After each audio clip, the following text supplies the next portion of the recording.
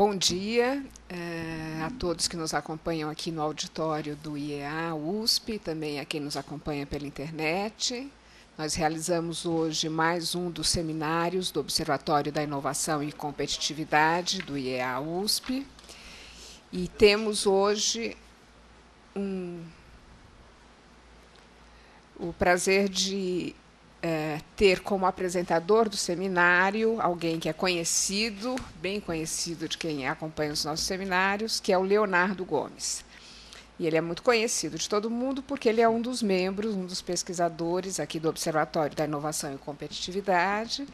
E, atualmente, ele é doutorando em Engenharia de Produção, no Departamento de Engenharia de Produção da Escola Politécnica da USP, mas ele não é daqui de São Paulo, ele é mineiro, tendo feito a graduação também em Engenharia de Produção lá na Universidade Federal de Minas Gerais. E, durante a graduação, ele fez um intercâmbio na École Supérieure d'Ingénierie en Électronique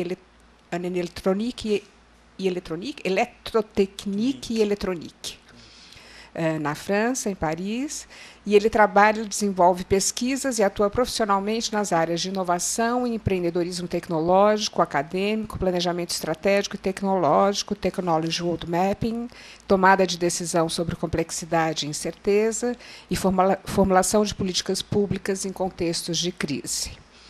No Observatório da Inovação e Competitividade, o Leonardo ele é o coordenador de um dos nossos projetos de pesquisa, que nós iniciamos este ano com o financiamento que obtivemos da Pró-Reitoria de Pesquisa, pelo qual nós nos tornamos um dos núcleos de apoio à pesquisa da USP.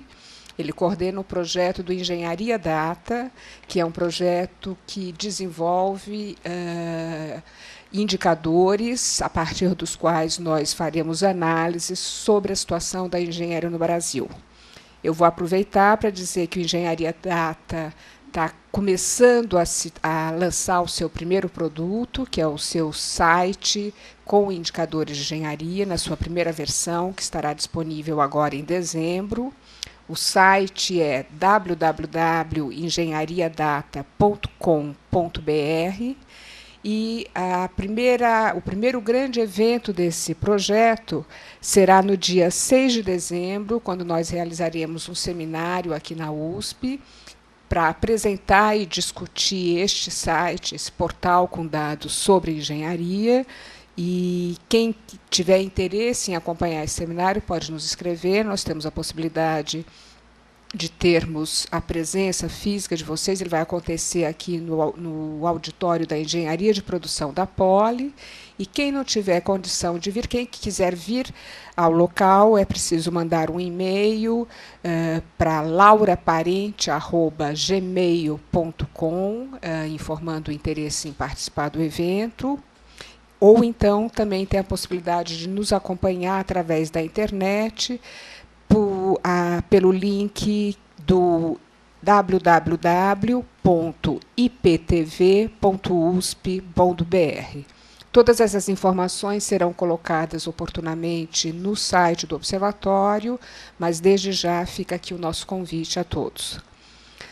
Bom, o Leonardo hoje vai conversar conosco sobre inovação radical em empresas nascentes de base tecnológica, e quem tiver interesse em nos enviar pela internet questões ao Leonardo pode já, ao longo da apresentação dele, enviar essas perguntas para o e-mail iearesponde@usp.br. Leonardo, por favor. Obrigado, Laura, pelo convite. Obrigado a todos os presentes aqui virtualmente. Então, hoje eu vou falar um pouco sobre inovação radical em empresas nascendo de base tecnológica. Eu quero fazer primeiro uma saudação a um conjunto de amigos meus que estão vendo isso, seja aqui presencialmente, seja especialmente um povo que está em York, não em Nova York.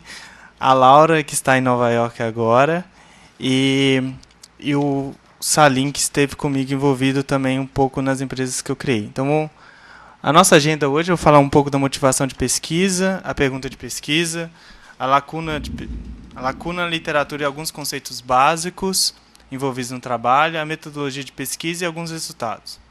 Então, parte do que eu vou falar hoje está relacionado à minha tese de doutoramento e alguns trabalhos que eu desenvolvi como consultor. Então, toda vez que... Por que discutir esse tema, inovação radical? Eu posso contar isso de duas formas.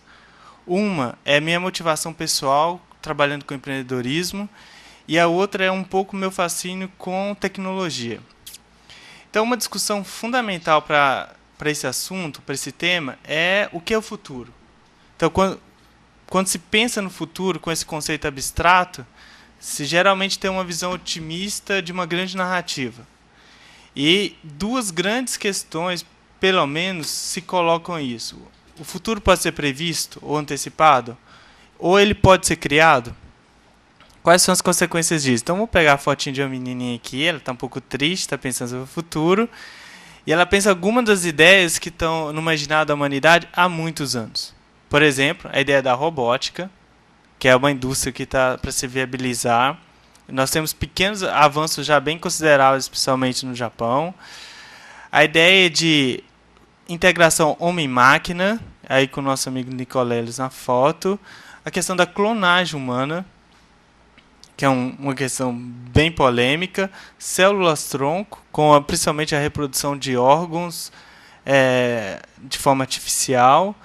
A comunicação via telecinese e telepatia, hoje, ou movimento de objetos pela mente. A viagem no tempo e turismo espacial. Todas essas questões parecem serem de cunho mais ficção científica, mas existem projetos de tecnologia envolvendo isso. Existe, por exemplo, um projeto financiado pelo governo americano de construção de uma máquina do tempo.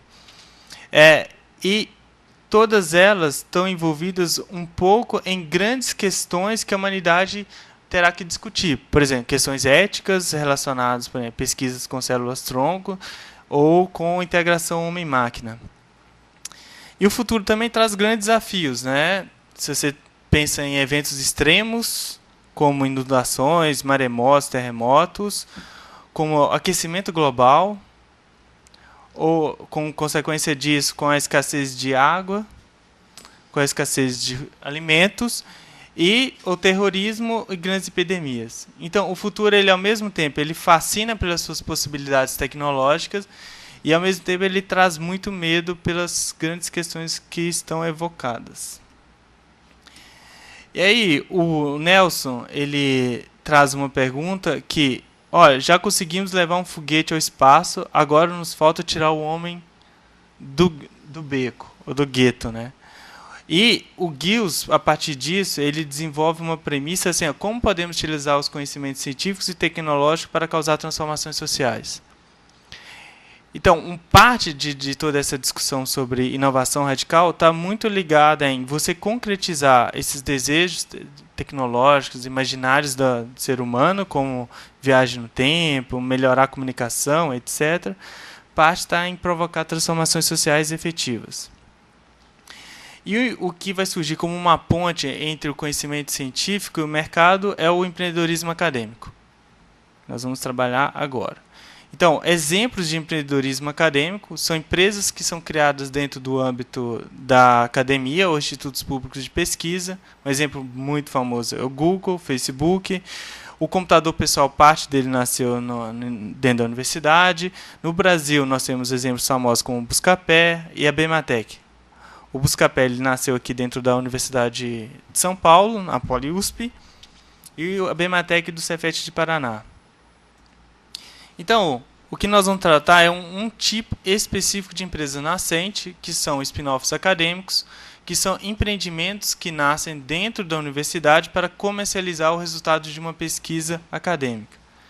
Então, os empreendedores são acadêmicos, geralmente professores, pós-graduandos e graduandos, nascem em um ambiente não comercial, a universidade, e são criados para explorar uma inovação radical. E o Brasil parece ser um contexto oportuno para esse tipo de empreendedorismo, porque nós subimos no ranking das publicações, no Brasil, esse número às vezes varia de ano a ano, mas ocupamos o 11º lugar. No ranking de inovações estamos mal. somos 44º, geralmente pela INSEAD, e grande parte dos doutores estão nos ICTs no Brasil. Ou seja, existe um estoque muito grande de publicações. Ao mesmo tempo, eu estive há muito tempo ligado à questão da inovação. Na verdade, se olha a minha trajetória, desde os 17 anos estou envolvido com a criação de empresas. Fui sócio ou fundador de 4 empresas, um grande fracasso, e tive 4 empresas, uma eu tenho que assumir que foi um fracasso retumbante. O início da minha graduação foi muito tenso por causa disso. Depois teve um sucesso, o sucesso foi muito menos esperado e compreendido pela gente, do mesmo jeito que o fracasso foi não esperado, o sucesso foi menos ainda. Uma empresa em processo de crescimento e um sucesso mais ou menos bem estabelecido agora. E é engraçado que, só contando uma pequena anedota, como essa vida de empreendedorismo, inovação, é uma vida de muita escuridão. Assim, de momentos de muita escuridão e alguns momentos de luz e reflexão, então, de muita tentativa e erro. Eu estava no final da graduação, eu abri uma empresa no setor, participei como sócio de uma empresa de química, e eu achava que a empresa ia dar super errada e a empresa deu super certo. Eu tinha todas as premissas, todos os professores na época que eu mostrava a empresa achavam que aquilo ali ia fracassar de forma retumbante. E aí nisso eu namorava uma pessoa que fazia terapia, e ela me recomendou fazer terapia com ela, para entender, para melhorar, como empreendedor, etc. Eu lembro que eu fui na primeira sessão de terapia, eu contei meu caso, contei a frustração que eu estava formando, não conseguia explicar porque a minha empresa deu certo, etc. E meu terapeuta, ele acabou a terapia, ele falou assim, olha, sua situação é a seguinte, você tem essas questões a resolverem, etc. Aí eu perguntei, e o tratamento? A gente vai fazer mais sessões? Não. Agora nós vamos fazer o seguinte, eu vou trocar as horas o preço da minha terapia por consultorias em empreendedorismo. A partir dali eu comecei a perceber que tinha alguma coisa estranha e interessante nesse modo de empreender.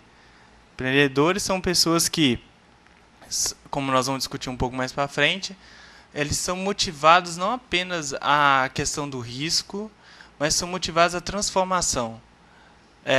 Uma decisão de empreendedorismo, de criar uma empresa, não é exatamente uma decisão profissional do tipo vou para a empresa A ou vou para a empresa B. Geralmente é uma decisão de vida, de mudar as circunstâncias no qual essa pessoa existe. Um empreendedor, as fronteiras entre trabalho e vida pessoal praticamente não existem. Enquanto um gerente, por exemplo, ele trabalha para preservar o emprego dele, etc., então vai tomar decisões sempre pensando nisso, o empreendedor está ligado a uma questão de sobrevivência.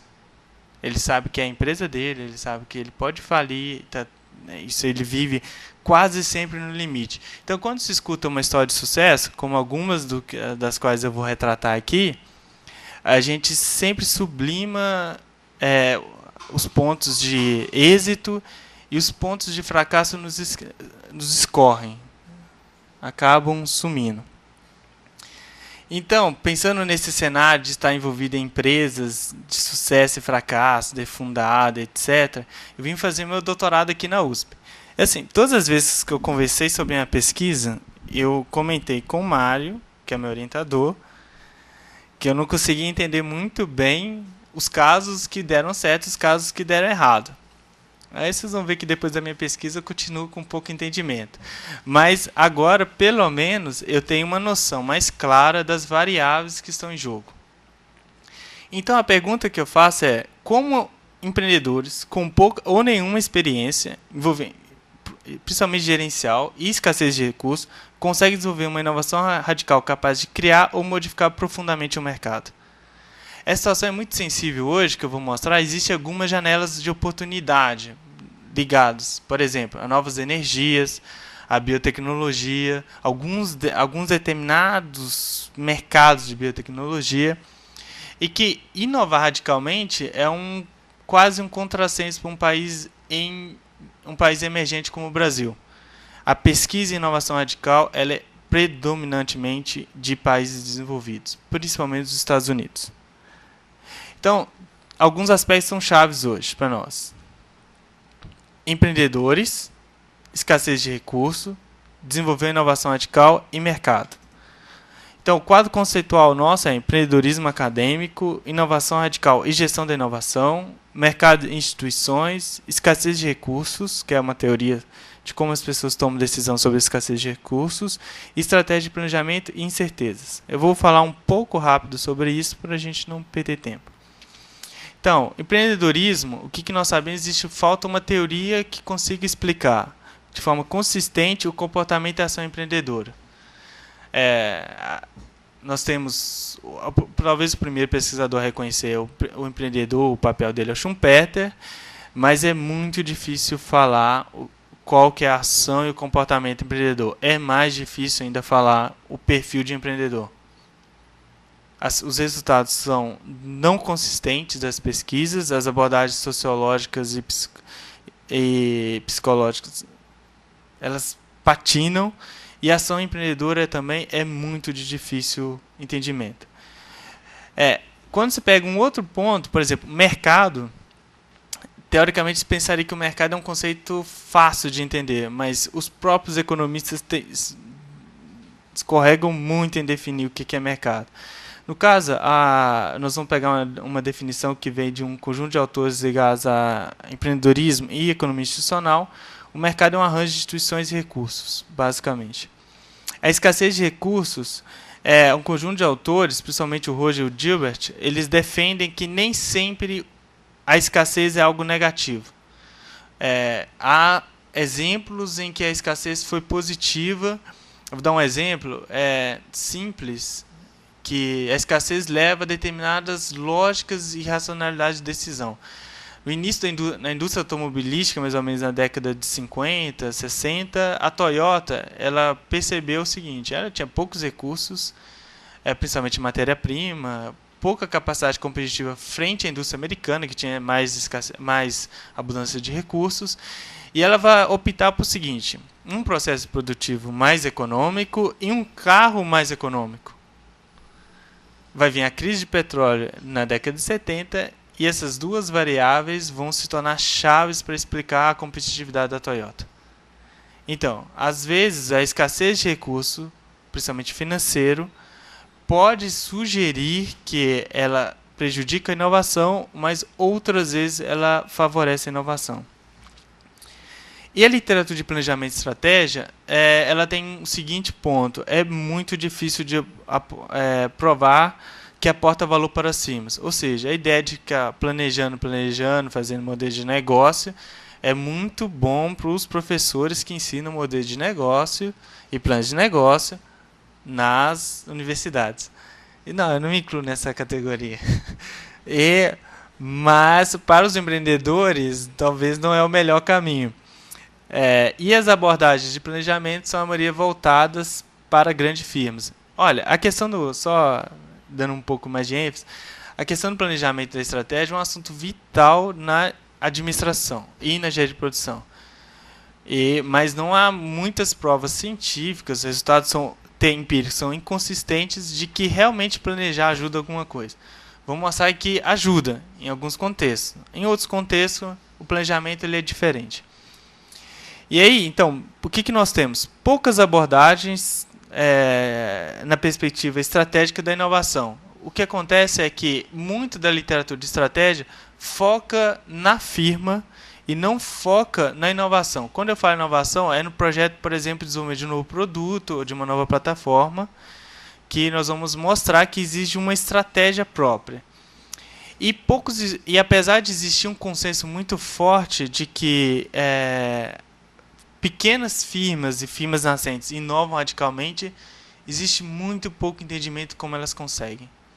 Na verdade, nós fizemos um levantamento bibliométrico e não encontramos 3 trabalhos apenas que descrevem como elas inovam radicalmente, mas não é mais uma abordagem empírica sem necessariamente para a construção de teoria. Ao mesmo tempo, quando se pega a literatura de inovação, não existe um consenso muito grande do que é o conceito. Na verdade, mostra que um conceito é muito amplo. Para alguns, é resultante de um processo, para outros, é um processo. Então, uma definição do manual de Oslo mostra que é mais um processo do que o resultado dele. E outras vezes, por exemplo, eles mostram que é o resultado desse processo. Por exemplo, uma inovação de produto, organizacional, marketing, processo produtivo, um modelo de negócio. E aí, existe ainda menos consenso sobre o que vem a ser inovação radical e incremental. Vou dar um exemplo do Leifert, que ele vai trabalhar com a inovação radical em termos do que são seus efeitos. Por exemplo, cria um conjunto totalmente novo de características de desempenho no produto, traz melhorias significativas 5 vezes ou mais. Por que ele define 5 vezes ou mais? Não sei, nem ele deve saber muito bem. E trazer melhorias significativas de 30% ou mais em custo de processo. Também acho que eu não sei de onde veio esse número mágico dele. Mas o importante é que todas essas focam no resultado, nos efeitos. São mais as saídas do processo e não sobre o processo em si. Então, quando nós estamos trabalhando com ideias de novas energias, às vezes o processo de transformação, de desenvolvimento dessa nova energia, dessas novas fontes, tipo algas, células voltaicas, que é importante. Entender a complexidade do que está sendo jogado. O carro elétrico, um outro exemplo. Por isso, nós vamos trabalhar um outro conceito aqui, que é mais voltado para o processo do que a saída. Na nossa visão, inovações podem ser mais ou menos radicais de acordo com 3 características: grau, extensão e trajetória. O que eu quero dizer isso? Por exemplo, vou dar um exemplo. Uma inovação ela pode ser de múltiplas transformações. Por exemplo, o carro elétrico, eu modifico o motor, modifico questões da bateria, modifico a forma de abastecer, modifico o modelo de negócio. Cada um desses aspectos que eu estou modificando podem ser avaliados de forma ser radical ou incremental. O conjunto de aspectos que eu estou mudando ao mesmo tempo define a extensão. E a extensão também é dada por como cada diferente ator percebe esse processo.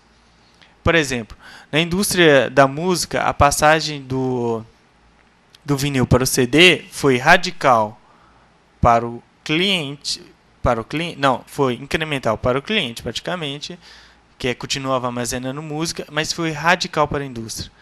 A passagem do MP3 para MP3 do CD para MP3 foi radical para o cliente, mas foi incremental para a indústria.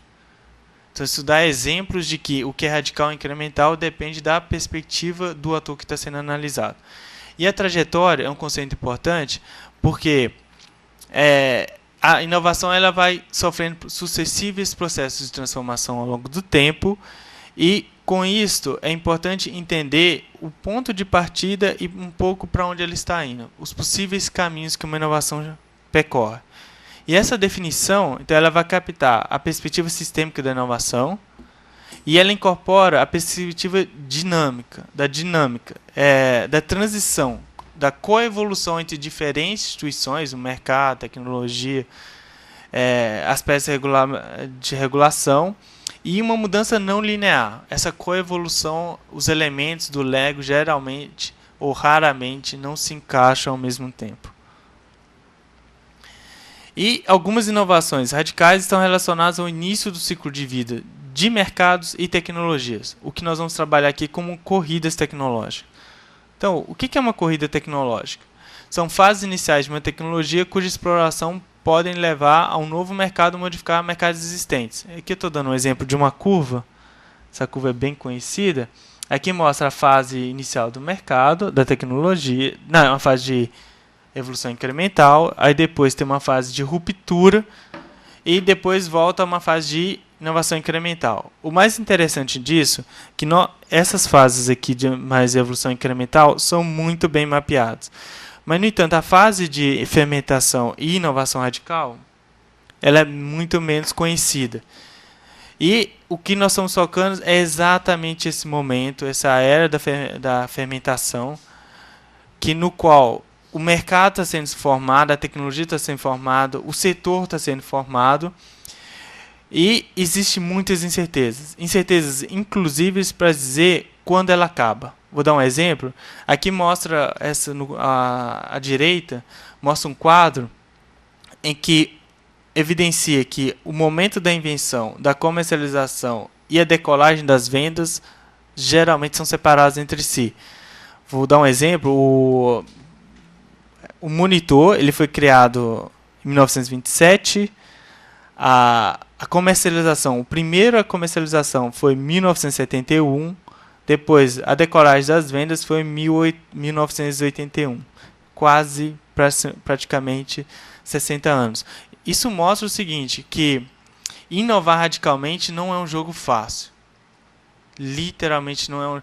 Assim, por exemplo, da Kodak, que mostra como ela não conseguiu avaliar a câmera digital, sendo ela a inventora da câmera digital. Mas existem vários outros exemplos de inovações radicais em que os executivos ou as empresas do tempo dela não conseguiram perceber o valor dela. Por que isso? Porque está ligado a um processo de coevolução de outros setores, de outros conhecimentos que aumenta a possibilidade de você entender aquilo melhor. Então, nem sempre a empresa que lança inicialmente o produto no mercado é a que obtém o sucesso com a sua comercialização. Então, isso, uma afirmação dessa é dura para os empreendedores, mas quando empreendedores contam, tem uma ideia radical, tem uma inovação radical em mãos, eles têm que ter um entendimento do jogo que eles estão jogando, da complexidade da transformação que eles estão envolvidos. Mas existe consenso nessa literatura também, né? Nem tudo é ponto de dissuasão. Primeiro, as abordagens tradicionais de gestão de inovação são mais voltadas para inovações incrementais. A história dessa literatura é muito isso. Se você pega o espectro dela, ela vai nascer com força mesmo na década de 60, em que a origem dela é muito americana, em que as grandes empresas como GE, Xerox e outras estavam tendo taxas de insucesso muito altas, cerca de 90% dos produtos. Então eles vão perseguir na década de 70, 80 modelos que diminuam a taxa de insucesso. Então vai nascer o modelo do Stage Gate, que é um modelo basicamente que é direcionado pelo mercado. O que ele é? Eu analiso as necessidades dos clientes e a partir dessas necessidades eu desenvolvo o produto. Esses modelos também, eles têm como ênfase diminuir as incertezas de uma ideia. Eu só vou levar para frente uma ideia que tiver pouca incerteza de mercado e que estiver alinhada às necessidades do cliente.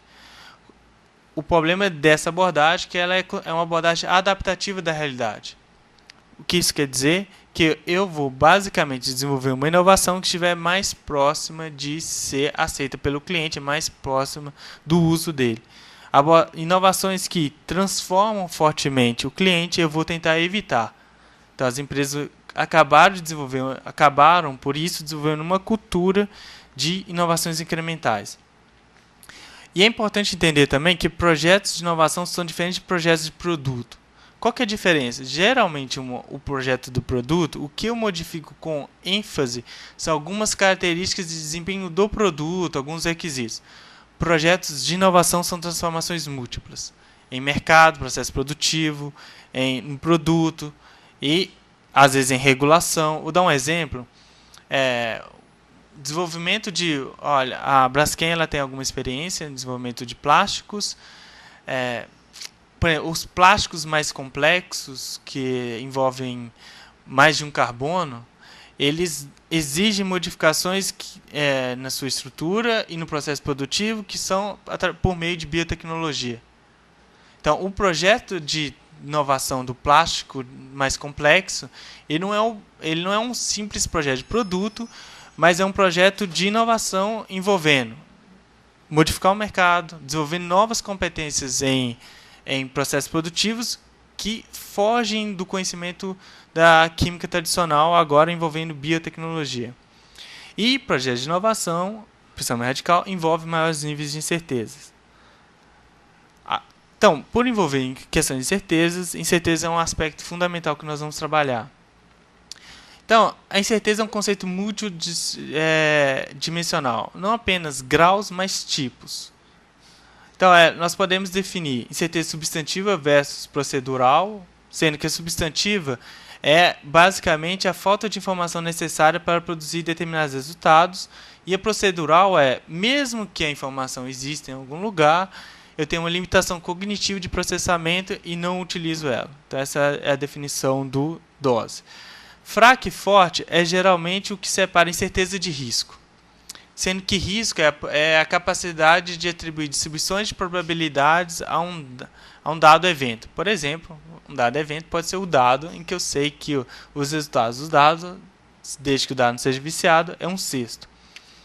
E existe ambiguidade e incerteza, fundamental incerteza. Ambiguidade é um tipo de incerteza que é exatamente essa falta de probabilidade de um evento. E incerteza fundamental é uma situação que eu não consigo nem sequer caracterizar aquele evento. Eu não tenho nem conhecimento para estruturar. Nessas situações, eu estou lidando com a criação do futuro, criação do mundo, praticamente. Qual criação? Qual que é a implicação desses conceitos para a gestão? Que há um problema nas abordagens de gestão de risco e incertezas. A imprecisão de definir o que é risco e o que é incerteza. Então, a literatura de gestão, ele separa essa questão muito bem. Ela fala, olha, para os casos que é risco, você utiliza a abordagem de gestão de risco. Para os casos que são incerteza, você utiliza a abordagem de gestão de incerteza. Qual que é o problema? É que eu não sei dizer quando eu estou em um outro. Vou dar um exemplo para deixar isso claro. Uma empresa, eu fiz um estudo de caso em 2 empresas que estão explorando a mesma tecnologia, o mesmo produto. Então, tem uma série de decisões de uma empresa que era incerteza e uma série de decisões para outra que era risco. Isso levava as 2 empresas a terem análise de viabilidade da tecnologia muito distintas entre si. E aí, o que leva? Eu só sei quando é risco quando eu tenho um conhecimento muito profundo da situação. E caso contrário, eu vou interpretar tudo como incerteza. A implicação direta para isso é que os métodos de avaliação de tecnologias de planejamento caem por terra. Então, isso é uma coisa fundamental para o projeto de inovação. Porque, basicamente, quando eu estou lidando com inovação radical, eu estou lidando com redes muito específicas de conhecimento. Não é um conhecimento que está distribuído e que é fácil acesso. É um conhecimento bem parcializado, disperso e de difícil acesso. Então nós caímos nesse problema. Por exemplo, uma das abordagens mais famosas, que é a abordagem proposta pelo Locke, em que ele fala, olha, para risco você usa essa e essas teorias, para incerteza se você usa essa e essas teorias, não se aplica exatamente pela dificuldade de separar o que é risco e o que é incerteza. Então esse trabalho foca como empreendedores situados em corridas tecnológicas conseguem desenvolver inovações radicais, pensando grau e extensão, sobre risco e escassez de recursos. A metodologia de pesquisa ela foi qualitativa, é a construção de teoria a partir de estudos de caso com abordagem indutiva. Quando é que a abordagem indutiva se aplica? Se aplica em situações nas quais existe um gap na teoria e não existe uma teoria que se explica aquilo. Então, nós vamos à prática, vamos fazer uma série de estudos empíricos, buscamos padrões de relacionamento, construímos construtos teóricos e, a partir daí, tentamos construir as bases de teoria. A amostragem, nesses casos da pesquisa, é não aleatória. Por que é não aleatória? Porque o foco da pesquisa é construir teoria, não testar teoria. Nós fizemos, foram 26 casos de empresas de base tecnológica, com foco na fase nascente. Então, quer dizer que algumas das empresas entrevistadas elas estavam em fase de desenvolvimento bem avançado. Inclusive, algumas delas eram grandes empresas. Isso principalmente porque, para analisar fatores de sucesso, para ter uma ideia melhor do sucesso, era preciso pegar casos mais avançados. E a abordagem foi retrospectiva em 22 casos. Em 4 casos foi longitudinal. O que quer dizer isso? Longitudinal é que eu acompanhei o avanço dessas empresas a partir de um dado tempo. Retrospectivo que eu recuperei informações. O método de coleta de informações foram entrevistas, observações diretas e intervenções, e a fonte de dados foi primária e secundária. Secundária, principalmente planos de negócio, apresentações, páginas de internet, teses e dissertações. Vou dar alguns exemplos de empresas que eu analisei. De materiais de nanotecnologia foram basicamente 3 empresas, uma empresa de nanocompostos para combater corrosão e ação antibactericida. Essa empresa é interessante, ela é considerada por muitos a maior empresa de nanotecnologia do Brasil. Isso não quer dizer que ela seja uma empresa gigante, mas o ponto básico dela é que, olha o nível de incerteza e inovação deles, eles desenvolveram um determinado composto que tinha ação antibactericida e uma vez vendo um comercial de televisão, viram um produto de cosmético que poderia ser aplicado àquele nanocomposto. Aí eles chegaram, ofereceram para a empresa aceitou e eles colocaram dentro da solução. Aí eles foram fazer o teste se efetivamente eles estavam entregando o que prometiam. Aí eles descobriram que para a tecnologia funcionar, eles precisavam de radiação ultravioleta. Qual que era o problema? Era que o nanocomposto estava dentro do produto. E aí ele não tinha efeito zero.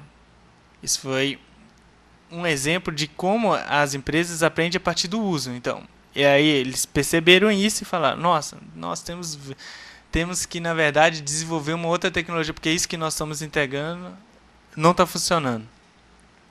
Tem uma empresa B de resinas verdes. Essa empresa é uma empresa holandesa, basicamente. Na verdade, tem um capital também, um pouco capital inglês, etc. É um spin-off acadêmico e ela ainda está numa fase de corrida tecnológica. Qual que é a situação dela?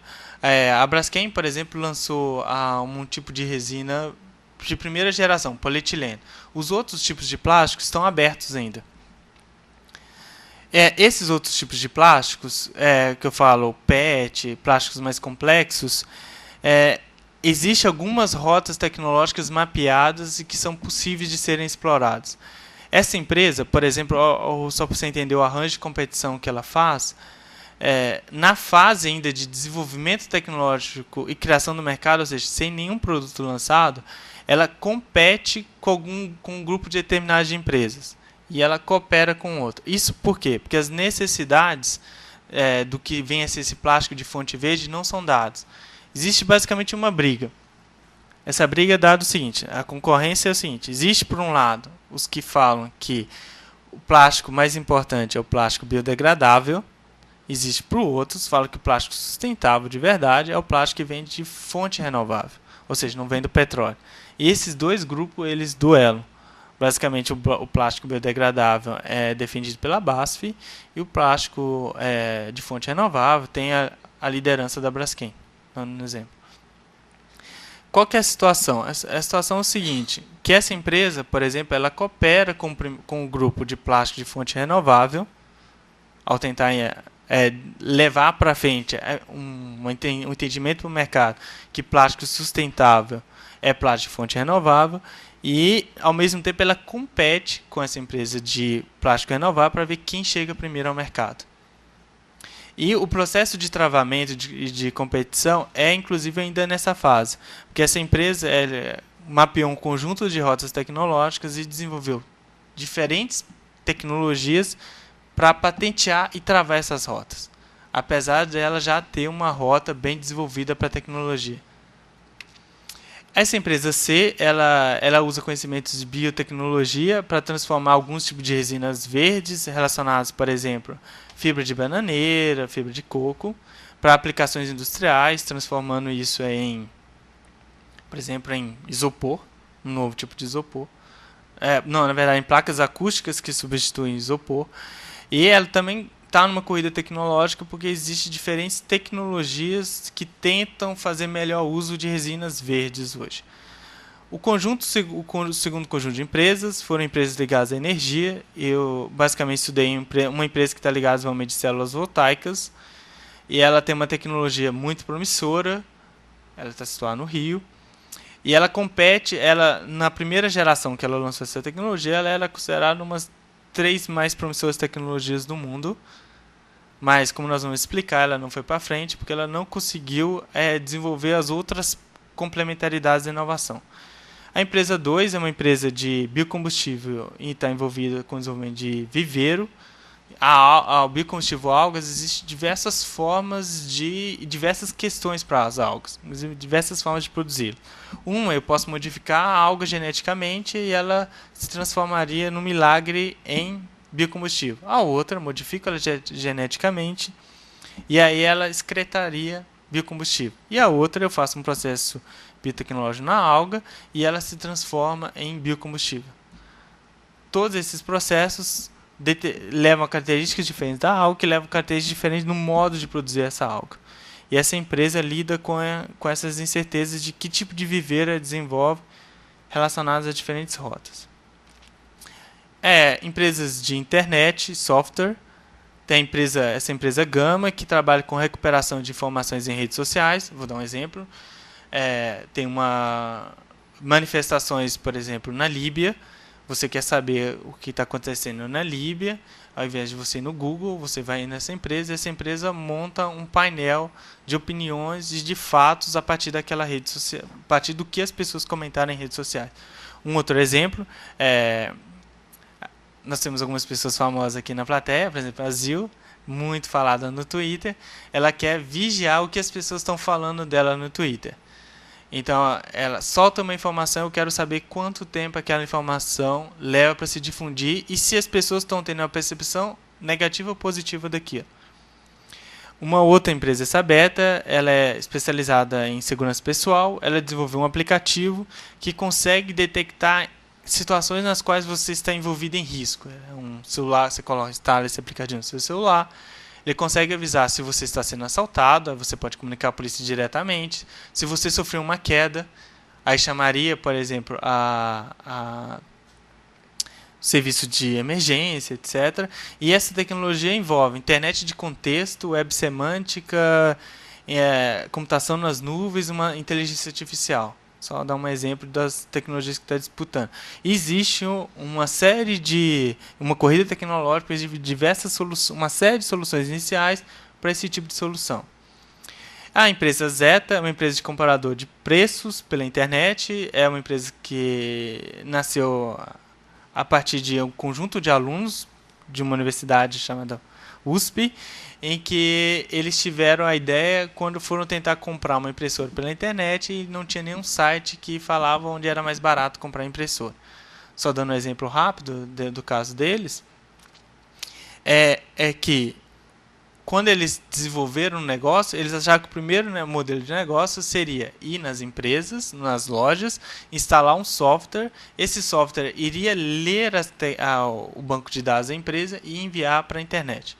Eles tentaram fazer isso, evidentemente. Imagina você chegando lá nos profícuos anos 96, 7 e chegar para 99, etc. Chegar para um lojista e falar: aqui, você vai abrir seu banco de dados, eu vou divulgar suas informações, seus preços na internet e você vai ganhar com isso. E você vai me pagar cada vez que um cliente clicar no seu preço. Evidentemente, isso não foi para frente. E aí eles decidiram encarar que o mercado de comércio eletrônico estava se desenvolvendo no Brasil e pegaram as primeiras empresas do comércio eletrônico, Submarino, etc., e decidiram catalogar aquilo. Catalogar as empresas que inicialmente tinham seus produtos divulgados na internet. E o que essa empresa mostra é que eles fizeram um processo de transformação, de transição e educação dos clientes e dos próprios fornecedores muito forte. A empresa de biotecnologia, dá um exemplo, essas são ilhotas de pâncreas, ela está ainda em estágio de desenvolvimento. O pâncreas, 90% dele é dedicado à produção de enzimas para a digestão. 10% do pâncreas é dedicado para a questão da insulina. Hoje, basicamente, o tratamento de diabetes envolve você aplicar insulina em você. A ideia da ilhota eu vou implantar ilhotas que vão substituir as ilhotas de pâncreas que não funcionam mais bem. Qual que é o problema? Como é que eu produzo essas ilhotas? Então, existe basicamente duas rotas. Uma, eu faço isso via células-tronco. Duas, eu faço isso via transplantes entre espécies. Eu desenvolvo essa ilhota em outra espécie, no caso um porco, e depois vou passar a isso e implantar no ser humano. O xenotransplante é um tabu, mas existe uma grande questão nos Estados Unidos para desenvolver esse tipo de coisa. E para dar uma ideia de como ela está se desenvolvendo, existe uma empresa holandesa uma empresa de Nova Zelândia que está na ponta disso. Para algumas pessoas isso está na fase pré-clínica. Essa empresa considera que está na fase clínica já, com alguns experimentos em seres humanos. E essas ilhotas são comercializadas, por exemplo, na Rússia. Eles já comercializam elas, você é capaz de fazer o transplante de ilhotas na Rússia. E elas basicamente envolvem xenotransplante, ou seja, são produzidas em em porcos, tem uma série de condições especiais para o desenvolvimento e a produção desses porcos, e a partir daí são extraídas, etc. Qual que é o problema disso?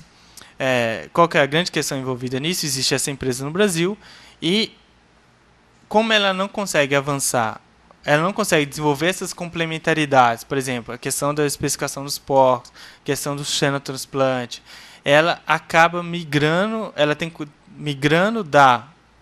do núcleo do valor, que seria as ilhotas, para desenvolver um biomaterial para cobrir essas ilhotas.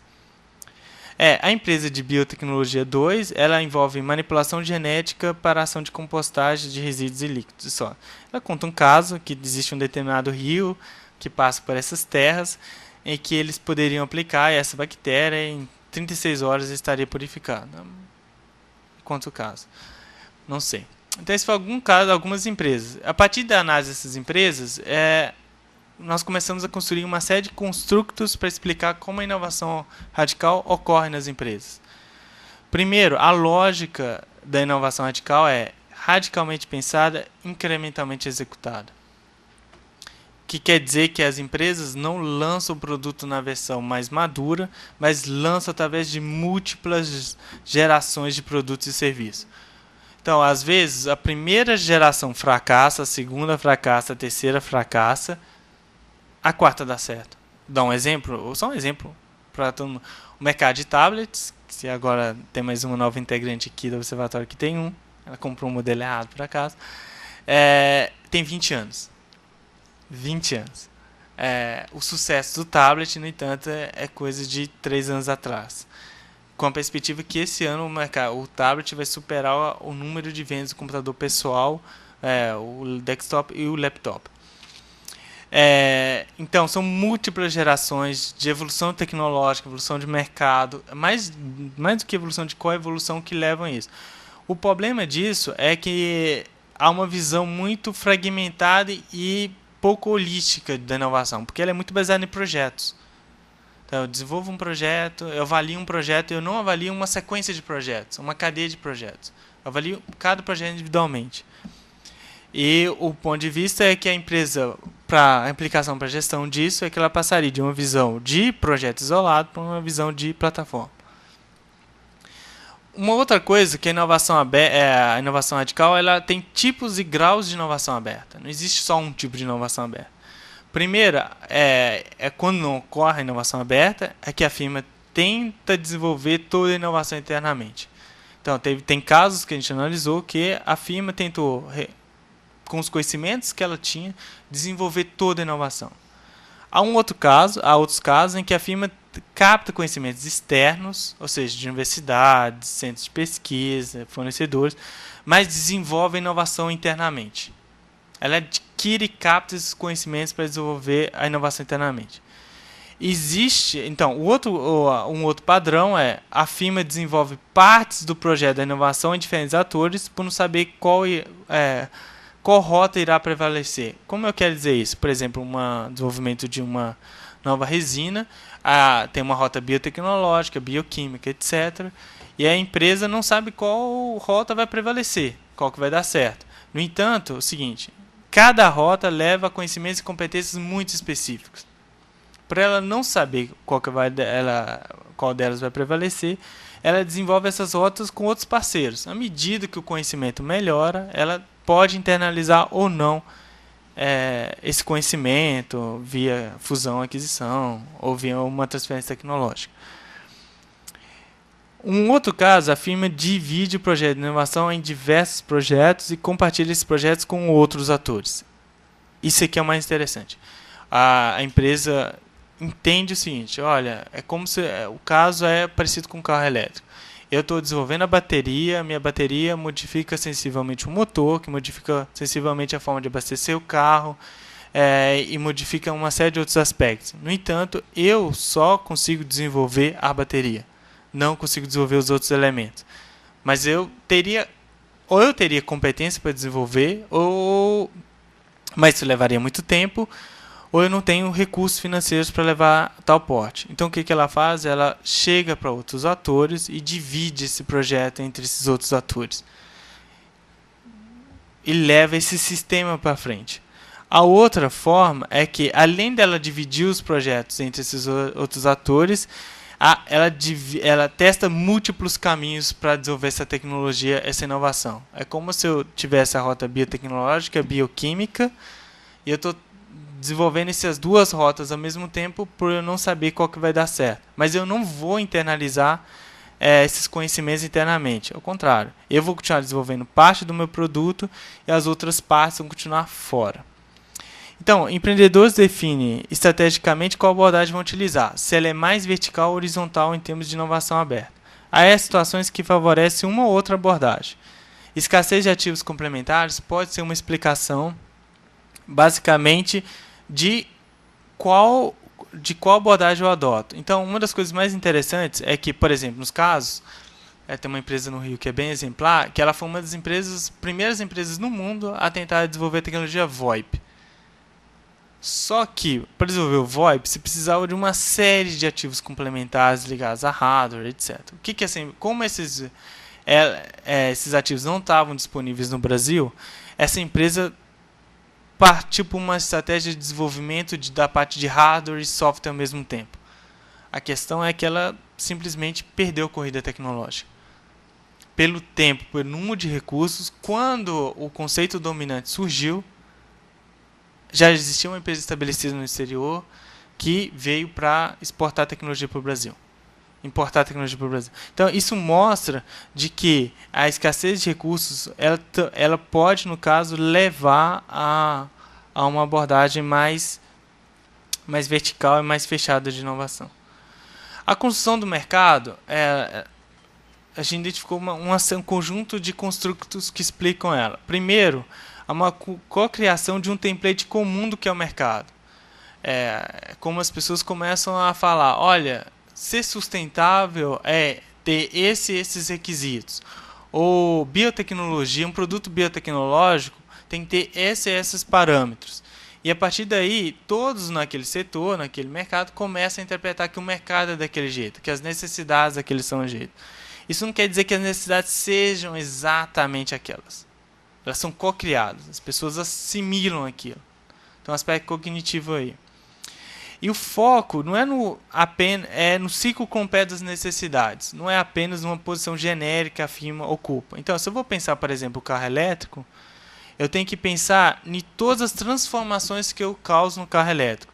Seja, abastecer o carro, na manutenção do carro, no motor, na bateria, todos os desafios que estão ligados. E essa coevolução não é simultânea. Então, isso é um aspecto muito difícil de lidar. Que, às vezes, o que vai tornar a tecnologia ou o produto viável é um conhecimento que a gente nem sabe que existe naquele momento. E envolve a integração de duas plataformas. Uma é da firma, os produtos e da firma evoluindo, e outra é do mercado, que é esse arranjo de recursos que formam, por exemplo, um mercado. Vamos pensar, por exemplo, no carro elétrico novamente, que é um dos casos que eu explorei. O carro elétrico, para eu conseguir viabilizar o carro elétrico, eu preciso pensar nos modelos de negócio presentes, por exemplo, no abastecimento do carro, no serviço de manutenção, na produção do motor e em uma série de outros aspectos que constituem aquela solução. Por exemplo, se o carro vai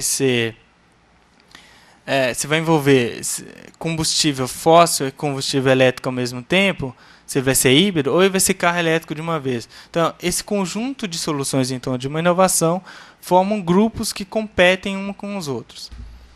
Um outro aspecto é a criação de espaço institucional protegido para a inovação. Então, eu tento influenciar o ambiente institucional, por exemplo, mexendo nas regras da BNT, mexendo com questões de regulação. Tem uma empresa, por exemplo, lá em Florianópolis, que ela está nascendo e, ao mesmo tempo, ela está envolvida com a BNT para definir regras relacionadas aos lasers no Brasil, para definir um padrão de laser.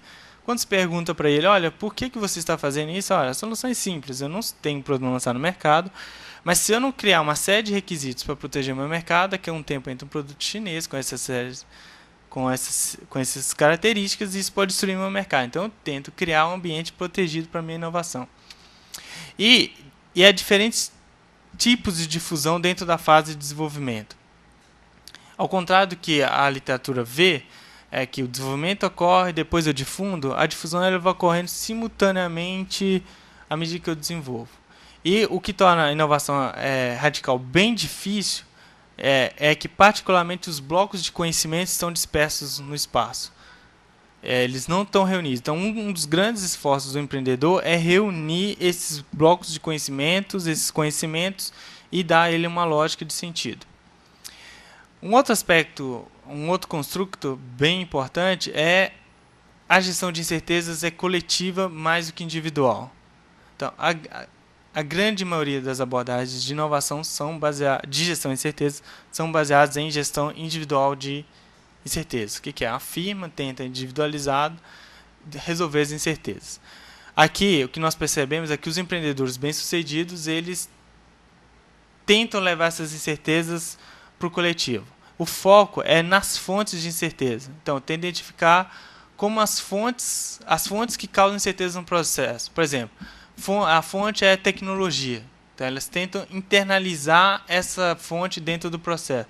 A fonte são o cliente. Então, às vezes tentam transformar o cliente em co-desenvolvedores da tecnologia. E eles tentam compreender a extensão das incertezas. Essas incertezas afetam quem? Afetam fornecedores, afetam clientes, afetam o governo, e tentam transformar esses atores em atores que resolvem essas incertezas. Então, com isso, acabam ampliando a rede, que é o espaço, para cobrir as incertezas. Que mecanismos eles usam isso? Criam laços, incluem novos atores no processo de desenvolvimento ou de comercialização, criam alianças, mecanismos de aquisição, adquirem uma empresa, ou fazem lobby junto ao governo, tentam influenciar a imprensa, etc. E tenta a redução da simetria de informações acerca do futuro, construindo um template comum do que vai ser o mercado, por exemplo, ou o que vai ser, quais são as possibilidades de crescimento, tentando construir uma agenda entre diferentes atores. Vou dar um exemplo de padrão de gestão coletiva de incertezas mercadológicas. Então, necessidades dos clientes. Então, no caso, o que ocorre? Antigamente, quando você analisa, por exemplo, os produtos como iPad, iPhone, etc., eles são produtos que se transformam em qualquer coisa que o cliente deseja. Por quê? O que é o transformador do produto são os diversos aplicativos disponíveis no ecossistema dele. Então, olha qual que é a lógica. Como eu não sei quais são as necessidades dos clientes de base, eu crio uma plataforma de modo que outros desenvolvedores vão complementar essas inovações ao longo do tempo. É uma lógica distinta de eu tentar compreender todas as necessidades de partida e entregar elas. Então, isso é um jeito de coletivamente resolver a incerteza das necessidades. E eles tentam articular esse template do que são as necessidades.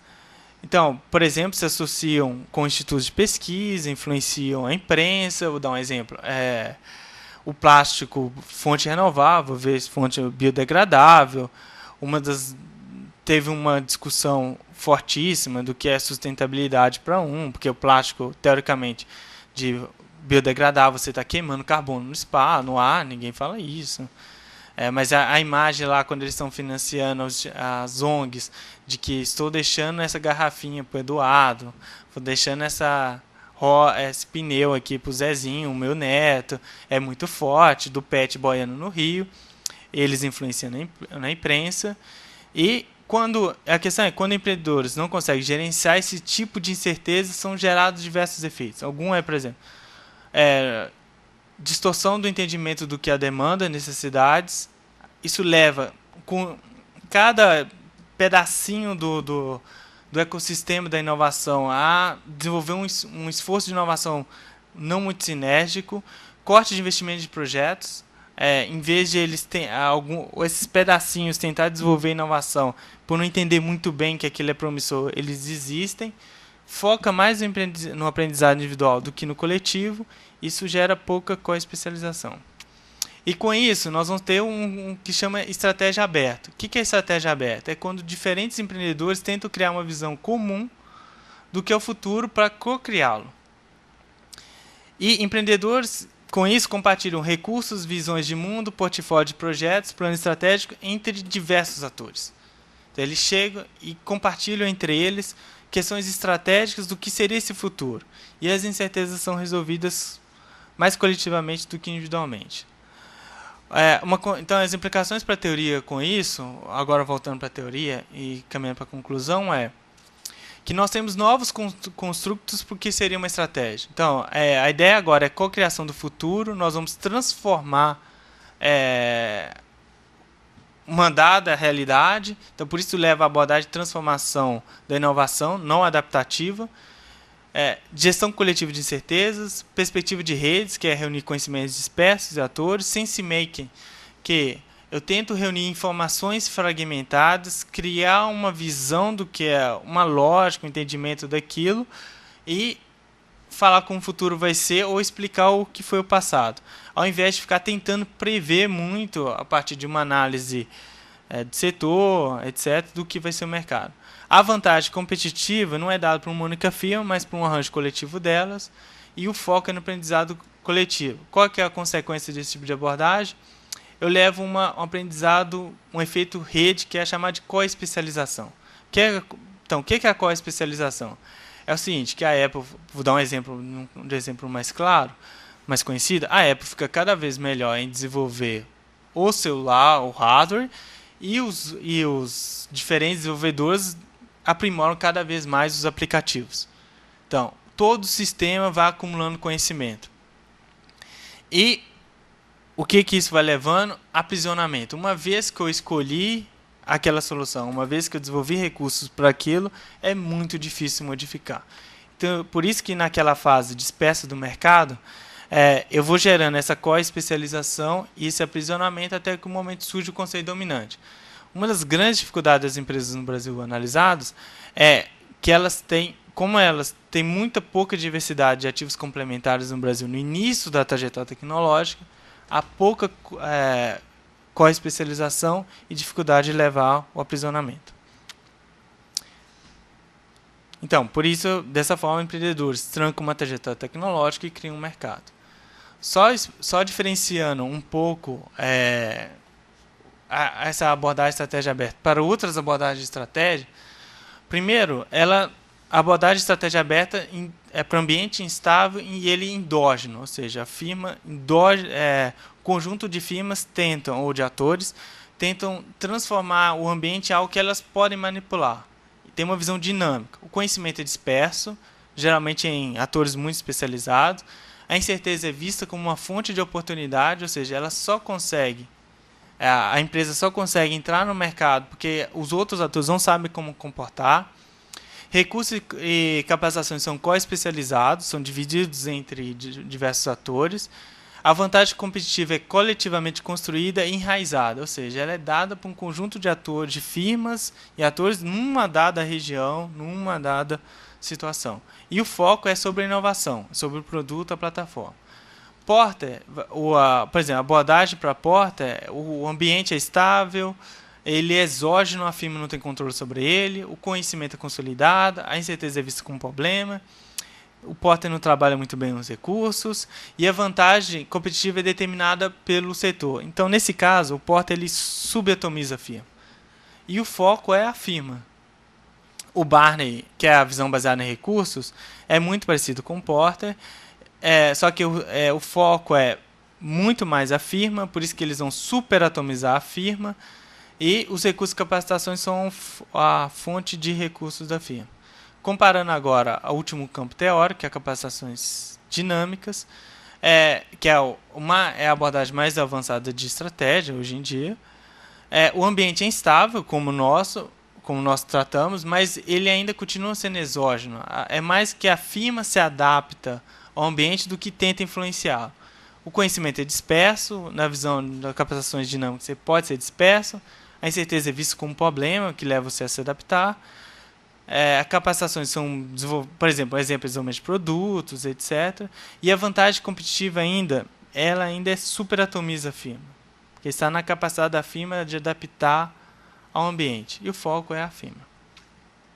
Então essas são basicamente as diferenças da estratégia aberta para os outros campos da estratégia. É isso que eu tinha que falar. Bom, muito obrigada, Leonardo. A gente abre, então, agora um tempo para discussão da apresentação do Leonardo e apresentação de questões, tanto aqui no auditório, como para quem desejar mandar questões pela internet. Tá? E sempre que quem for fazer a questão, por favor, eu peço que se apresente. Zil, aqui do Observatório da Inovação. Bom, obrigada, Léo, pela apresentação. E por entrar, né, nessa discussão de inovação radical e como é que as empresas inovam, que é mesmo o desafio.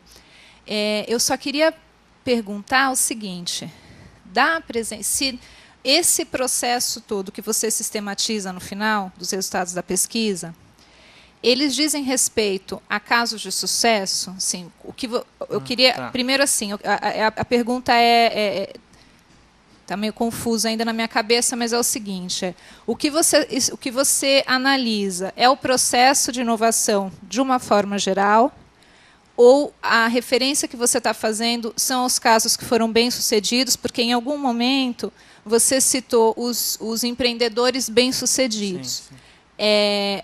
E aí eu pergunto, então, dos casos de fracasso, porque como você está falando do processo de inovação, se você destaca o que implica e o que leva ao fracasso, porque eu acho que então esse é o outro lado que a gente aqui sempre se pergunta, né? Aqui dentro do observatório a gente também sempre fica levantando essas questões, e por que deu errado, e acho que é o grande salto para a gente dar para as empresas também, né? Olha, quais são os problemas, e então o que seria crítico, o que faltou, se a sua apresentação, se os seus resultados são dos casos de sucesso, então eu pergunto por que as outras falharam, se elas discutiram isso com você. Tá. Né, o que foi determinante para algum projeto, algum produto, enfim, ter naufragado. Você citou algumas coisas também. Em algum momento você falou, o primeiro não dá certo, o segundo não dá certo, é a quarta geração que vai dar. E por que não deu certo antes? Tá. Isso. Não sei se é mais questões do auditório que estão... Demétrio, e eu depois tenho uma questão também. Oi, Léo, bom dia, eu Demétrio, sou pesquisador aqui do Observatório, doutorando da Sociologia. Minha pergunta tem a ver com a diferença entre descrição e prescrição, né? E ela se refere ao seguinte: uma coisa é descrever um processo a posteriori, um processo já decorrido, identificar nesse processo as fontes de incerteza e olhar para no caso, como a Zil estava apontando, o sucesso disso. Outra coisa é, a partir de descrições de casos de sucesso, fazer prescrições, né? Então, daí, eu acho que, se por um lado, eu acho que o seu modelo é muito útil para descrever casos de sucesso, quando ele incorpora a ideia da incerteza, que entra como uma noção, um conceito central na sua descrição, mas eu acho que, ao mesmo tempo que isso dá qualidade, dá consistência à sua descrição, isso não resolve o problema da prescrição, porque a prescrição vai envolver novamente a incerteza, que é aí a variável sobre a qual não se tem controle. Então, eu acho que um dos caminhos, isso vale para tudo que a gente faz, né? Quando eu sou sociólogo, quando eu estudo políticas públicas que deram certo, uma coisa é descrever, outra coisa é saber se essa descrição é o melhor modo de prescrever políticas públicas. Porque aí a gente se perde em termos de relações de causalidade, o que veio antes, o que veio depois, o que é suficiente, o que é necessário, esse tipo de coisa. A gente olha para algo que está feito e a gente segue atrás daquilo. Agora, eu acho que a Zil, então, ela aponta para uma coisa importante, que é, para a prescrição, sua pesquisa poderia tirar muito proveito de casos de fracasso, eventualmente, que é um pouco entender também, porque a incerteza, você diz, uma coisa é tomar a incerteza como oportunidade, Outra coisa é a incerteza como a fonte do fracasso. Em uma estratégia de inovação aberta, mostrar como a incerteza não como oportunidade, que é o que está colocado no seu modelo, mas a incerteza como motivo do fracasso. É isso. Bom, eu vou primeiro fazer referência a uma manifestação que chegou pela internet, não chega a ser uma questão, mas é uma manifestação do professor Carvalheiro, que diz que gostou muito da sua apresentação, que aprendeu muito com ela e dá parabéns. Obrigado. E os meus é um misto de comentários e questões e que tem muito a ver com os pontos que a Zil e o Demétrio levantaram já, né? E que acho que contribuem para você fazer as suas respostas. Num certo momento, você disse que um dos problemas, quando você estava fazendo a revisão da literatura, um sumário da literatura, que a literatura tem um foco nos efeitos, né? E, na verdade, isso... e que seria importante discutir, trabalhar os processos, né? O que me ocorreu como pergunta, e que tem a ver com esse comentário do Demétrio também, me parece que, em parte, a literatura tem um foco nos efeitos exatamente porque ela trata, de modo geral, os casos bem-sucedidos, né? Então, ela vai trabalhar com aquilo que se consegue, a posteriori, reconhecer como um sucesso de processo de inovação, então ela trabalha com os efeitos, né?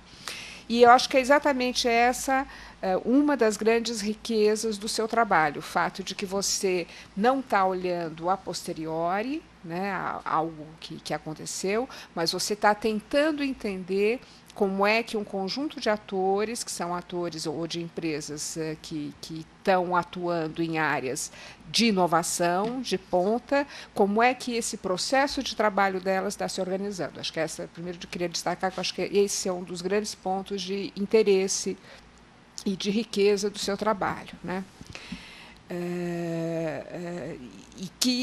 E ao mesmo tempo, acho que isso dá dificuldades, né, na evolução, né? Por quê? Porque trabalhar com pesquisas desse tipo, que acompanham processos, né, eu acho que implicam esforço e custo, no geral, altíssimos e com dificuldade de você trabalhar campos mais extensos, né? E, novamente, por isso é que eu acho que é extremamente relevante e meritório você estar fazendo esse trabalho, né? E isso guarda uma relação, me parece, com um comentário que você fez e que também me pareceu muito interessante, que é a importância de, ao definir ou tentar analisar se trata de uma inovação radical ou incremental, que isso se define dependendo da perspectiva do ator, né? E perceber essa perspectiva do ator, você só consegue fazer isso em análise de processo, né? Olhando o que aconteceu a posteriori, eu acho que é muito complicado, né? Então, é extremamente interessante, acho que essa ideia, e seria muito bom que a gente tivesse mais pesquisas por aí, mas eu acho que tem dificuldades, né, de operação nesse tipo de pesquisa, né? E, finalmente, quando você fala da gestão, eu acho que quando você propõe esqueci o termo que você usa agora, a questão da estratégia aberta, né, que é uma nova forma de trabalhar e de se comportar em relação à inovação, me parece que isso talvez tenha a ver com toda uma mudança de ambiente, do ambiente geral de inovação, né? Que é o que leva a esse novo comportamento dos atores, né? Eu vou parar por aqui. Tem mais uma questão que chegou para a internet, mas acho que você responde ou comenta e depois eu apresento a questão. Primeiramente, eu quero agradecer as perguntas. Acho que se a Zilda ficou confusa, se deve mais à minha confusão do que a dela. Mas um ponto importante é que talvez eu não tenha explicitado. Na verdade, tem 8 casos de sucesso na tese. Basicamente, são casos de empresas. Tem 7 casos de fracasso mesmo, de projeto não deu nada, parou em água. E os outros processos estão ainda em andamento, não se acabou o desenvolvimento. Então, é que até às vezes esconde isso na metodologia, mas eu poderia ter explicitado. Por que eu peguei os casos de fracasso? Porque essa tese nasceu a partir de um caso de fracasso. Assim, a questão nasceu a partir de um caso de fracasso. E os casos que eu acompanhei, por exemplo, o caso germinal desse trabalho é um caso de uma tecnologia de sensores, que o pesquisador era ponta no mundo, ele é considerado um dos mais importantes no planeta. Ele abriu uma empresa no Brasil, ele ficou 4 anos patinando e não conseguiu comercializar a tecnologia dele. Quando ele voltou para lá para os Estados Unidos, os sensores já conseguiu até andar e falar sozinho. E a pergunta dele é, olha, como é que eu tinha a tecnologia de ponta naquele momento e não fui para frente? E aí, quando nós fazemos essa análise na tese agora, entendendo melhor, é que nos Estados Unidos, por exemplo, desenvolveu uma série de complementaridades tecnológicas e mercadológicas que impulsionou um sistema inteiro aprendendo com aquilo e desenvolveu o mercado. Nele, no Brasil, esse professor foi obrigado a desenvolver uma série de ativos complementares sozinhos, inclusive do mercado, tecnologia e produto, levou 4 anos e não conseguiu comercializar. Então, acho que eu peguei vários casos. Quando eu peguei os casos de fracasso na tese, eles nasceram exatamente para mostrar quando é que eles partiram para uma abordagem mais aberta ou ficaram numa abordagem mais fechada, quando a abordagem mais aberta foi favorável e quando ela não foi favorável, para entender. Aí sim eu consegui desenvolver uma série de construtos teóricos para entender os casos de sucesso. Os casos de sucesso na minha pesquisa aparecem no último momento. Alguns casos que eu estudei relacionados a empresas bem-sucedidas na área de internet, de equipamentos, Bematec, etc. Eu só estudei no final da pesquisa. Porque aí eu construí novos elementos e falei, olha, engraçado, esses elementos aqui, por exemplo, da estratégia aberta, do compartilhamento coletivo de incerteza, realmente aparecem. Eles são explicativos porque não deram certo. Acho que isso é um pouco de explicar. Sobre prescrição e descrição, a pergunta do Demétrio. Não, eu só complementando uma coisa que eu fazer. Então, eu acho que o que ensina para a gente... Olha, há vários ensinamentos. Por exemplo, um ensinamento, o que eu vejo claramente, é que nós temos uma visão ainda muito fragmentada do que é inovação mais de ponta. Por exemplo, a gente financiar um projeto de 200 mil, 1 milhão de reais, quando precisa financiar outros 18 projetos de 1 milhão para complementar aquela tecnologia, enquanto a gente continuar no 1 e não partir para o 18, a gente não leva aquilo para frente. Olha, um dos exemplos, quando eu estive na Holanda por um tempo, analisando algumas rotas de biocombustíveis, etc., e lá, assim, por exemplo, o governo estava investindo em cada micro parte da tecnologia, às vezes fazendo múltiplos investimentos em cada parte, porque não sabia qual rota ia vencer. No Brasil, às vezes se financia um projeto apenas, um projeto é de 400 mil reais. Entendeu? E essas rotas tecnológicas mais promissoras, elas levam um tempo considerável para dar certo. O que acontece é que quando surge o conceito dominante lá fora, etc., nós vamos tentar entrar, não conseguimos entrar. Por quê? Porque nesse estágio de desenvolvimento, o que dá vantagem competitiva, às vezes, é esse conhecimento coletivo. E esses atores, praticamente, esses grupos, essas empresas lá fora, criaram um espaço para proteger aquela tecnologia, proteger aquele mercado. Dá um exemplo da empresa de ilhota, do pâncreas. Ela tem chance de desenvolver a ilhota. Mas o que acontece? Para resolver a ilhota, precisa desenvolver uma geração especial de porcos, micromateriais, nanotecnologia, biotecnologia, etc. Uma série de ativos. Na Nova Zelândia, eles conseguiram articular esses diferentes ativos entre diferentes atores, universidades e empresas, para fazer isso. No Brasil, a empresa está sozinha. Quando lá na frente surgiu o conceito dominante, a empresa brasileira vai pegar uma partinha desse valor. Talvez a porta de fundo da cadeia de valor possível. Acho que esse salto de maturidade é importante no sistema. A gente ainda acho que com a inovação incremental, acho que, na minha opinião, a estrutura da FINEP, etc., vai muito bem. Quando for para a inovação radical, ela começar a querer jogar, o jogo tem que subir de nível. Não dá para financiar um projeto apenas. Ou se eu financio um projeto, eu tenho que fazer esse empreendedor articular com uma série de outros. Vou dar um outro exemplo. Teve uma empresa que está desenvolvendo um anticorpo monoclonal, etc. Está no Brasil, está nos Estados Unidos. E aí uma das moléculas que está desenvolvendo consumiu 20 milhões de investimento de capital de risco. Eu consigo captar isso. Eles estavam conversando aqui no Brasil, eles iam conseguir 120 mil reais. Né? Aí ele falou assim, dá para entender porque que a empresa não vai. Né? Biotecnologia. Aí que a minha impressão é que nas rotas tecnológicas mais promissoras, etc., o Brasil sempre pega... Ele entra no início... Incrivelmente, o Brasil, nos casos que eu acompanhei, ele está sempre no início do processo. Tem pesquisador brasileiro, tem firma brasileira fazendo aquilo. Mas na hora que a coisa cresce, o jogo precisa ser de gente adulta, não tem saúde financeira, não tem saúde tecnológica, falha. Aí volta lá na frente para pegar um pedacinho assim do bolo. Então, a pergunta do Demétrio, prescrição, descrição, assim, essa abordagem indutiva, ela é muito ruim para a prescrição.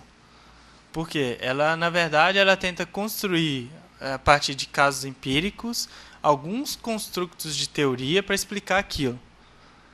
Para prescrever, no caso de como as firmas devem se comportar, etc., esses construtos precisariam ser testados em outras amostras. E é difícil você prescrever uma coisa para incerteza, né? Quando o tema é incerteza. Tem um tipo de incerteza que eu não abordei aqui, que é a chamada incerteza epistemológica. O que é incerteza epistemológica? Ela tem um laço duplo. Primeiro, eu não sei se os conhecimentos que eu tenho são os conhecimentos que eu deveria ter para tomar aquela decisão. Pode ter um conhecimento no vizinho, etc., ou mesmo lá em João Molevade, que se eu tivesse, eu tomaria uma decisão melhor. E a outra eu não sei até que ponto o conhecimento que eu tenho me trava, é um aprisionamento.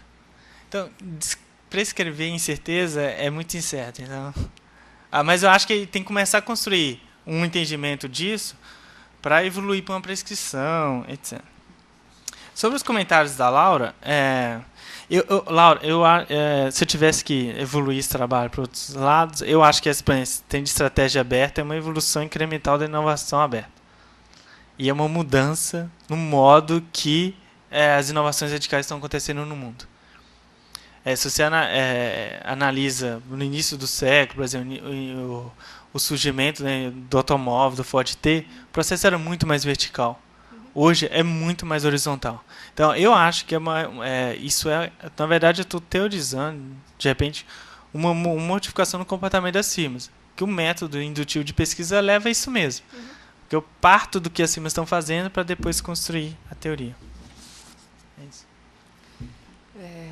Bom, chegou aqui mais uma questão que vem do Tiago Rocha, e ele diz o seguinte: se a empresa é o locus da inovação, Penrose, 1959, a proposta da estratégia aberta está focada na empresa, como o ator do progresso tecnológico, e não na inovação, como você propõe.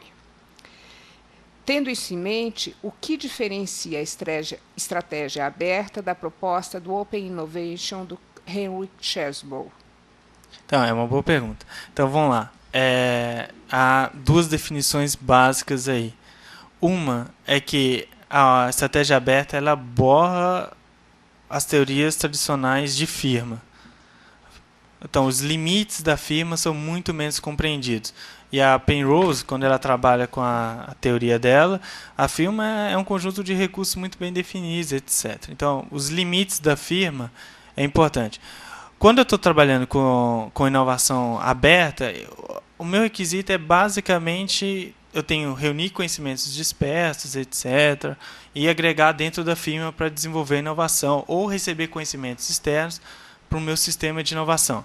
Aqui é como um conjunto de firmas se reúnem para transformar um futuro, para co-criá-lo. Então, eu sei, por exemplo, que células voltaicas vão dar certo. É uma possível tecnologia. Então, essas firmas se agrupam para construir um mercado, para construir a tecnologia, para transformar aquilo em viável, em algo viável. Novamente, por exemplo, se eu pego plásticos, resinas verdes, eu não sei se o futuro das resinas serão verdes, se são de fontes renováveis, ou serão biodegradáveis. Então, um conjunto de firmas e atores se agrupam em uma das duas possíveis vertentes e tentam transformar aquilo em viável. Isso que eu estou chamando de estratégia aberta. Isso leva àquele conjunto de construtos que eu apresentei, que é a ideia de cocriação do futuro, que é a ideia de gestão coletiva de incertezas, que é a ideia de construir um entendimento comum do futuro, e é por isso que eu acho que ela é uma evolução incremental da inovação aberta, se você for ver em termos teóricos. Mas ela é uma mudança muito importante de perspectiva no modo que o empreendedor vai agir, no esforço que ele tem que fazer para que uma inovação se realize, ou para que o negócio se realize. Então, ao contrário do que parece, olha, quando eu estou desenvolvendo, é que isso fica mais claro o seguinte, pensando de uma forma diferente. Para uma inovação incremental, a estratégia dela aberta está dada. A estratégia já tem a necessidade construída, a visão do futuro está construída, os recursos e capacitações estão construídos, etc. Para uma inovação radical, não existe uma estratégia aberta construída. Não existe uma estratégia para inovação. Ela vai ser construída. E essa estratégia de inovação não é a estratégia da firma. Eu sei que pode parecer meio confuso, mas o ponto de destaque é exatamente, se você pensa em termos de evolução do conhecimento, é uma evolução incremental. Só que o impacto para a prática do empreendedor, eu tendo a achar que é grande. Porque modifica o modo que o empreendedor encara a criação e desenvolvimento da empresa dele. Okay. Bom, acho que nós estamos aqui no nosso limite de tempo também, e não temos mais questões, então gostaria de agradecer ao Leonardo Gomes pela apresentação de hoje e, de novo, renovar o convite a todos para o nosso evento no dia 6 de dezembro, de lançamento do portal do Engenharia Data, 6 de dezembro, eu falei certo? Falei. Exato. Às 10 horas. Do Engenharia Data, às 10 horas, aqui no auditório da Engenharia de Produção da Poli. Para a presença aqui, nós pedimos que haja uma manifestação e uma inscrição prévia, e para quem quiser acompanhar o evento pela internet, o link é www.iptv.usp.br. Muito obrigada.